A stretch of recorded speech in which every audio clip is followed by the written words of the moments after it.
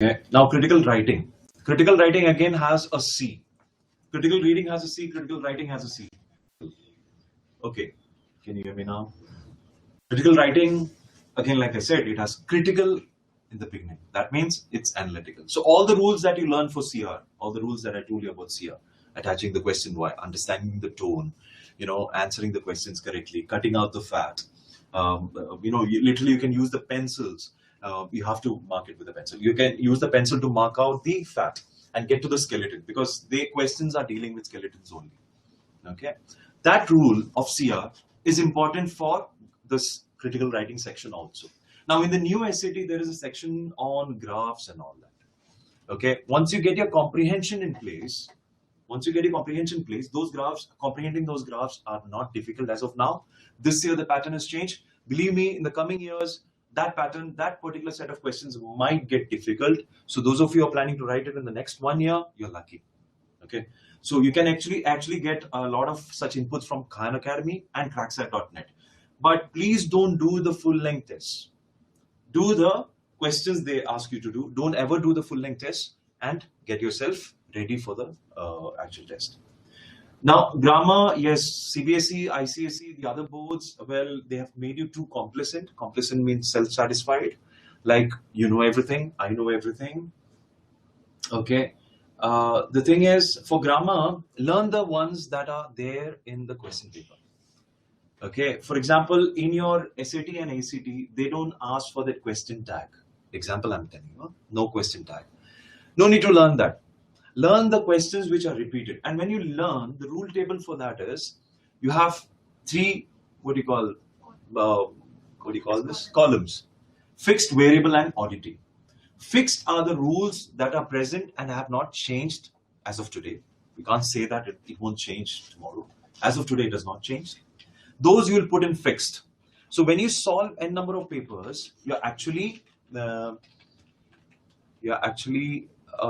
please try rejoin. Okay, Smriti, please rejoin and give us a hint once you rejoin.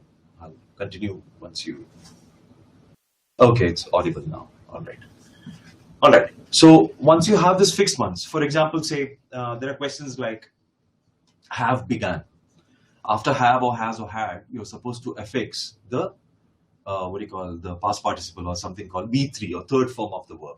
This is fixed. It has not changed till date. So in your SAT, if that comes, okay, or in your ACT, if that comes, it should take less than 2 seconds for you to solve it. Remember, for CW, critical writing, there's always a deficiency of time. Unlike CR, okay, there is a deficiency of time. So you have to be quick in the areas where you know you are good at. And once that the ones that are fixed should be your the ones that give you marks. The variables are one. For example, in one paper, you solve something, and the answer is given to be something else. Fine, you note it down. And in another paper, a similar kind of question, you followed the one that came in the first paper. Okay, you followed, keeping that in mind, keeping those rules in mind, you followed that. But in the second paper, when you marked according to what you've learned before, it turned out to be an error. That you will put in variable. Okay. Oddities are very specific questions which come in probably in that particular paper. So if you solve 30 papers for ACT, in ACT this is very common. If you solve 30 papers in over a period of say 2-3 months, believe me, you're going to get at least 3 or 4 oddities, which are specific for that paper. Learn it. It might not come in any of the papers that you solve in future. That's okay. You can make mistakes and still get full marks. Don't worry. Okay, these are percentile based exams. The grammar ones, I would suggest focus on preposition, conjunction, and adverbs. Now we have put it as a Venn diagram here. There are words which are both preposition and conjunction. There are words which are both conjunction and adverbs. Please do find if there are words which are preposition and adverbs. Solve this first. This takes at least a month of your time. Believe me. Prepositions, conjunctions, adverbs. The moment you see it, you should know it. You should also know the difference. Prepositions, conjunction, adverbs, pronouns, and of course our very own subject-verb agreement will give you at least 50 to 60% of your questions right. Then focus on your punctuations. Well, in the previous SAT, they didn't have punctuations. Okay, they didn't have punctuations. This time they are focusing on a lot of punctuations. It's similar to the ACT. So if you study for SAT, you'll get ACT 2.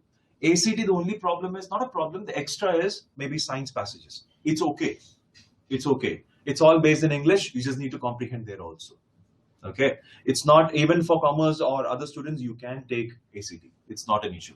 We do suggest a lot of students who are planning for science to take ACT, not SAT, because once you practice hard, you'll score more in ACT. We have students here who have scored both in SAT and ACT. They're finally pushing their ACT scores.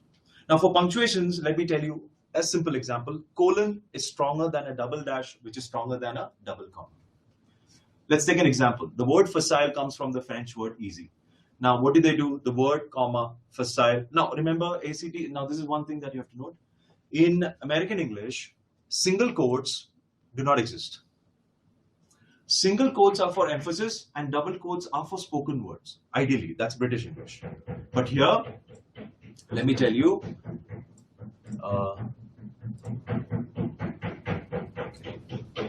okay. Oh, sorry, it's in progress. Okay, the word facile comes from the French word easy. They put a comma, double quotes. Okay. Well, the actual question was the word comma facile comes from. Okay, because now here A and D are the same. Well, it's not the case. A is no change for, say, I'll repeat the question there. The word comma facile comes from. No comma after facile. So then the first option would be no change. Second would be word facile, comma. Third would be word facile without any commas.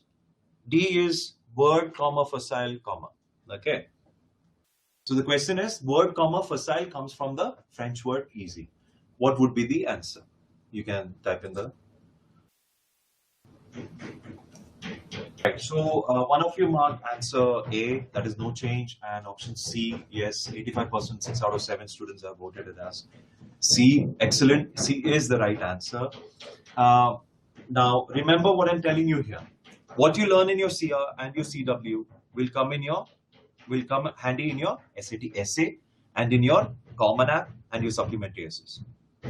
So when you're putting this double commas, it means that the word means that portion in the word is used for emphasis and the sentence can do without it. Well, in this case, the word comes from the French word easy. Doesn't make sense. So we can't have double commas. We can't have double commas. But if you had put this sentence as the word hyphen, facile, hyphen, comes from the French word easy, again, it doesn't make sense. Okay, it doesn't make sense. But it would have been stronger than 2 commas. What I'm saying is option number C is right, the word facile, because here an adjointed rule is there. You can't put a comma before verbs. Well, that's again going deeper into the subject. So I'm just giving it as an example.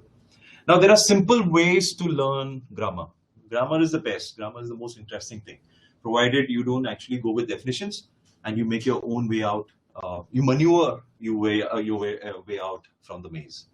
For example, if you want to learn apostrophe S, bring maths in. Yeah, X apostrophe S where X is a noun. Apostrophe S where X is a noun.